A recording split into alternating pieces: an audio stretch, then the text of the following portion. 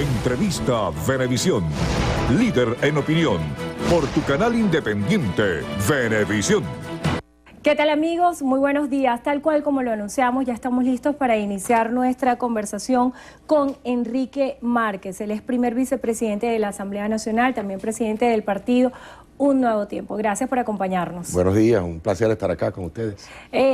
Antes de iniciar esta conversación hablábamos del desafío periodístico que supone jerarquizar una información cuando, por ejemplo, tenemos noticieros como el del día de hoy, donde vemos tantos problemas, tantas dificultades en materia de seguridad, en materia de la situación de emergencia eléctrica, la emergencia económica, en fin, así como periodísticamente para uno es complejo saber priorizar. ¿Cómo se está haciendo desde la Asamblea Nacional para priorizar en estas múltiples áreas que están a la expectativa y que los venezolanos de alguna manera están esperando respuesta? Endrina, es que Venezuela, como decimos aquí en criollo, no tiene un hueso sano. Hay una crisis completa en todo el país. Crisis en la economía del Estado y de la familia venezolana. Crisis profunda. Crisis en el sistema de salud.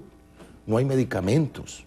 Esa es quizás la crisis humanitaria más preocupante, porque se trata de la vida. Tú puedes medio comer, sobrevive, raspa la olla, pero ¿cómo haces con el antihipertensivo o el anticonvulsionante cuando tienes un muchacho que tiene una convulsión y no consigue la medicina? Eso es gravísimo, pero también hay crisis moral y la corrupción está acabando con el país. La corrupción del gobierno, que ha sido, y yo no tengo ninguna duda, el gobierno más corrupto que ha existido en toda la historia de Venezuela desde que los españoles conquistaron esta tierra. Hasta ahora no ha habido corrupción más profunda ni saqueo más bárbaro de las arcas nacionales como el que ha ocurrido en estos últimos años. A propósito de eso, se estaba anunciando que la Comisión de Contraloría iba a realizar una investigación profunda de los casos de corrupción que ya se adelantaban por parte de un conjunto de exministros. El exministro Giordani, la exministra Ana Alicia Osorio, Héctor Navarro. Pero hay una complejidad porque cuando estás realizando una investigación para formular la pregunta, hay disparidad en las cifras. Se hablan de 200.000 millones de dólares, 25.000 millones de dólares. Lo cierto es que es necesaria una investigación de lo que sucedió con la asignación de las divisas. ¿Por dónde comenzar este proceso de auditoría? Mira, en el tema de Cadivios, en COEX, es la corrupción más grande que ha habido en Venezuela. Si decimos que este es un gobierno corrupto, la corrupción más grande ha estado allí. Fíjate que los propios miembros del gobierno, que estuvieron allí en el gobierno durante todo este tiempo, hablan de 200.000 millones de dólares. Para que tengamos idea de la cantidad de lo que es eso, Endrina, vamos a contar tú y yo hasta 200.000. 1, 2, 3... No podemos utilizar la entrevista para contar hasta 200.000. Hasta 200.000. Bueno, eso es lo que dice Giordani, que se robaron. En millones de dólares, no son bolívares, millones de dólares. Eso es el presupuesto de la nación por 4 o 5 años. Eso se lo llevaron en pocos bolsillos. Los que llaman boliburgueses o bolichicos o enchufados, como lo quieras llamar, pero fueron gente desvergonzada y corrupta que aprovecharon la bonanza petrolera no para desarrollar al país, sino para quebrar al país y hacerse multimillonarios. Hoy viven en Estados Unidos, en Madrid, en París, en Europa, en todos lados, viviendo a la buena vida a costilla de los venezolanos. Esa es la crisis que tenemos hoy, porque se gastaron toda la plata, se robaron toda la plata, y hoy Venezuela no tiene medicamentos, no tiene electricidad, no tiene agua, y habría que no tener sangre en las venas para no indignarse con lo que está ocurriendo, porque lo estamos pagando tú y yo, lo está pagando el pueblo, toda esta corrupción maléfica, malvada, satánica que ha tenido Venezuela. Cuando en su momento se formuló esta denuncia ante el Consejo Moral, la fiscal del Ministerio Público, Luisa Ortega Díaz, hablaba sobre la necesidad de de ver y hacer una revisión de la ley anticorrupción para la tipificación de los delitos. En este sentido, ¿cómo será el abordaje? ¿Se va a hacer a través de la verificación de esta ley? ¿Cómo será la reforma? ¿Y cuáles serán las prioridades desde el punto de vista legislativo? Mira, una de las comisiones que más trabajo tiene es la que dirige el colega diputado Freddy Guevara, en la Comisión de Contraloría, porque realmente ahí saber por dónde empezar es difícil, porque hay tantos casos, pero en este caso la reforma de la ley anticorrupción es fundamental, porque tenemos que precisar mejor los tipos de delitos y ofrecer castigos ejemplares para aquel que le haya metido la mano al tesoro de la nación, y más de una manera tan contumaz, tan repetida, tan sinvergüenza como ha ocurrido hasta ahora. De tal manera que sí, eso es una de las prioridades que tenemos, pero como el gobierno no se ha querido investigar a sí mismo, a nosotros nos toca investigar, y sí, efectivamente, hubo una denuncia que se concretó el día de ayer para iniciar una investigación a fondo de los recursos otorgados a través de Cadivi, a través de Sencoex, a quién llegaron, cómo fue el asunto, quién se robó la plata, porque ese dinero que hoy está afuera, porque no se lo han podido gastar, porque es demasiada plata, tiene que volver a Venezuela. Y si esos 200.000 millones de dólares vuelven a Venezuela, la crisis se acaba.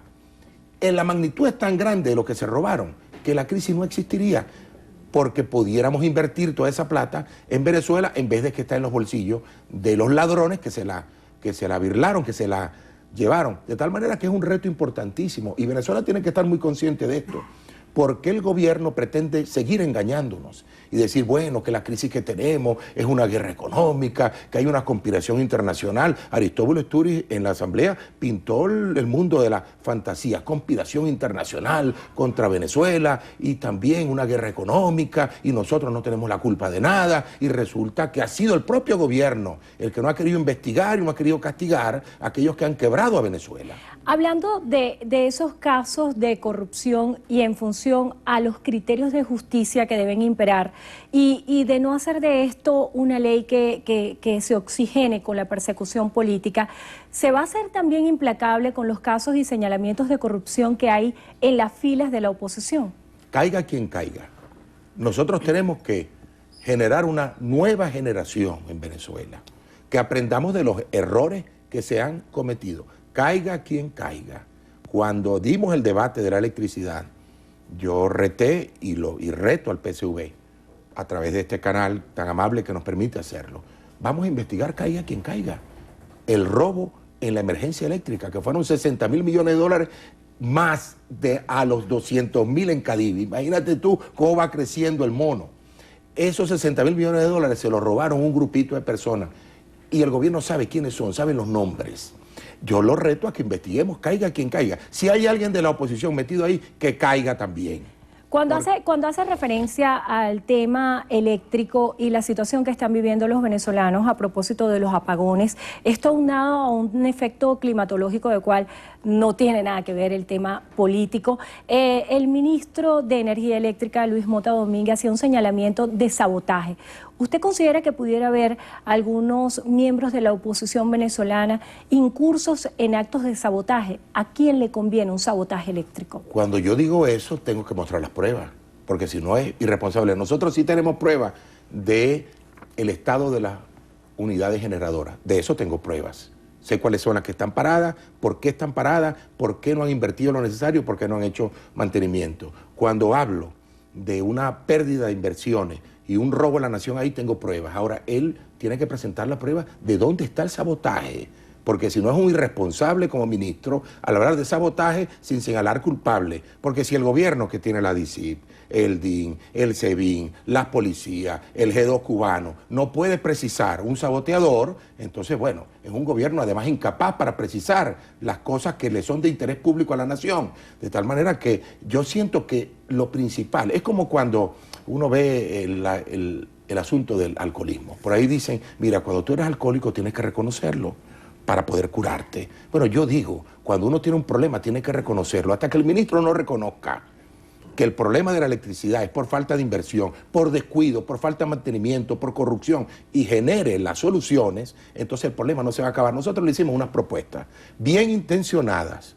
Le dijimos, vamos a hacer un plan en conjunto, los mejores expertos que haya en el país, vamos a ponerlos en una mesa y hacemos un plan a 90 días para recuperar la generación termoeléctrica, porque Guri ya no da para más, hay que recuperar esto.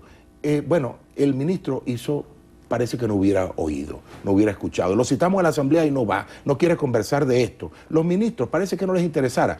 Invitamos, por ejemplo, al ministro de Educación Superior, Jorge Arriaza. Le dijimos, mira, la situación en las universidades es crítica, vente para acá, no te vamos a maltratar, queremos conversar contigo, queremos ver lo que está ocurriendo en la universidad, cuáles son tus planes, cómo vas a solucionar esto. No fue para la Asamblea. Tampoco se reúne con los profesores, tampoco se reúne con los estudiantes. Entonces, ¿qué le interesa al ministro? ¿Estar en un cargo para no hacer nada? Diputado, pero sí fueron a la Asamblea esta semana el vicepresidente de la República y el tren ministerial a entregar la memoria y cuenta. Escuchábamos en el discurso del vicepresidente la descripción de los logros sociales del gobierno durante estos 17 años como principal bandera. ¿Qué se va a hacer con estos informes? ¿Qué se va a hacer con esta memoria y cuenta? ¿De qué manera se van a revisar? ¿Y de qué manera se pueden hacer desarrollos y acuerdos que sean productivos en general para todos los venezolanos, haciendo un balance sin pasiones de lo que está bien y de lo que está mal? Mira, nosotros le hemos tendido puentes al gobierno desde la Asamblea. Institucionalmente le hemos dicho, vamos a trabajar en conjunto. Por ejemplo, cuando nosotros presentamos la ley de propiedad para los beneficiarios de la Misión Vivienda, es un reconocimiento que hay beneficiarios, que ha sido un programa que ha generado millones de beneficiarios, porque en cada casa viven 4, 5, 6 personas. Ahí hay millones de personas que tienen un beneficio. Nosotros hemos presentado una ley bien intencionada, propiedad para esa gente, para que nadie, ningún gobierno, ni este ni el que viene, pueda chantajearlos. Eso es tuyo. Bueno, ¿qué ha hecho el gobierno con esto? Ha dicho tajantemente que no, sin conversar con nosotros, sin dar la posibilidad de entender lo que queremos hacer.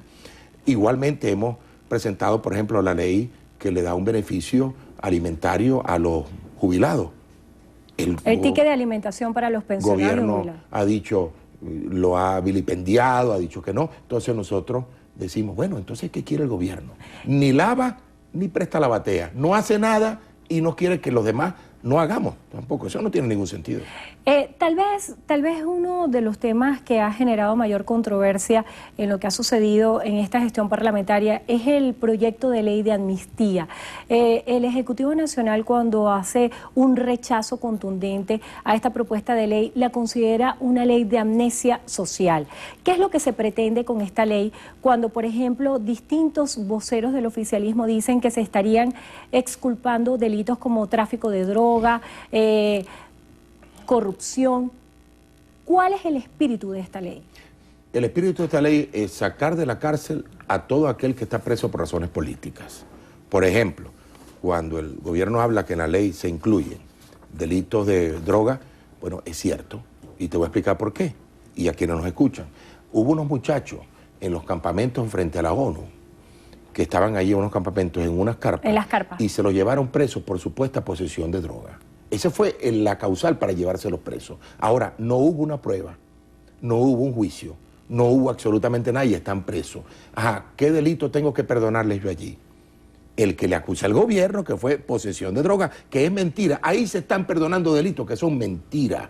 Porque por lo menos a Leopoldo López se le señala de delitos que son mentiras. ¿Cuáles delitos perdona formalmente una ley de amnistía? Aquellos que han sido acusados, las personas que están presas. Pero la razón, el fondo de la materia, es un proceso de reconciliación nacional, es un proceso de encuentro alrededor del reconocimiento de que aquí ha habido persecución política, que se ha utilizado a la justicia venezolana para perseguir a aquellos que pensamos distinto y por lo tanto liberarlos para iniciar un proceso de reconciliación, de reencuentro de los venezolanos. Diputado, se nos está agotando el tiempo y no quisiera que culmináramos esta entrevista sin hablar de lo que sucedió ayer. El día de ayer en un acto el presidente Maduro hacía el anuncio de que 150 empresas mineras van a invertir en el arco minero buscando áreas alternativas para el desarrollo productivo de Venezuela. ¿Cuál es su consideración en este sentido? Mira, nosotros, por supuesto, creemos que esto es un acto del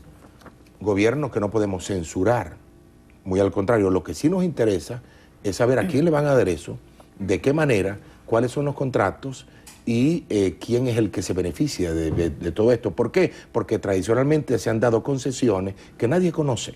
Nosotros queremos que esto sea público, que lo lleven a la Asamblea Nacional para poder conocer el tipo de contrato que se está haciendo, que no sea lesivo para la nación, porque como aquí ha habido tanta corrupción, uno lo primero que piensa es, ¿a quién se le va a entregar eso? ¿Qué comisión hay por detrás? ¿Cómo es el asunto? Entonces yo sí creo que el gobierno tiene que transparentar, tiene que mostrar claramente exactamente qué es lo que va a hacer, porque de lo contrario va a fracasar, como ha fracasado la mayoría de los planes del gobierno, porque sencillamente no se han hecho las cosas fuera de la corrupción y con transparencia. Diputado, está pendiente la discusión de ley de producción, pero muchos venezolanos se preguntan, ¿cómo se va a producir si no hay seguridad? ¿Cómo se puede activar la economía de un país cuando los inversionistas no tienen garantías? No vamos a hablar de las garantías jurídicas, sino las garantías de seguridad para invertir en Venezuela. Precisamente, la ley que va a primera discusión hoy en la Asamblea busca brindar algo de seguridad. No es sencillo, porque la seguridad jurídica principalmente la brinda el Ejecutivo, pero nosotros queremos contribuir con algunas disposiciones que ayuden y sobre todo estimular la producción de todos, tanto el privado como de las empresas del Estado. Nosotros queremos revisar las empresas del Estado porque ahí hay mucho fracaso en alimentos, en cemento, en hierro, en acero, en todos los productos. De tal manera que la ley es bien intencionada y busca rescatar la producción del país para beneficiar ¿a quién? A todos los venezolanos. Bueno, le damos las gracias a Enrique Márquez, primer vicepresidente de la Asamblea Nacional, presidente del Partido Nuevo Tiempo. Gracias por acompañarnos la mañana de hoy en Entrevista a Venevisión y por su tiempo. Estaremos muy atentos a lo que suceda hoy en la Asamblea Nacional. Gracias a ti. Y gracias a ustedes también por habernos acompañado. Que tengan todos feliz día.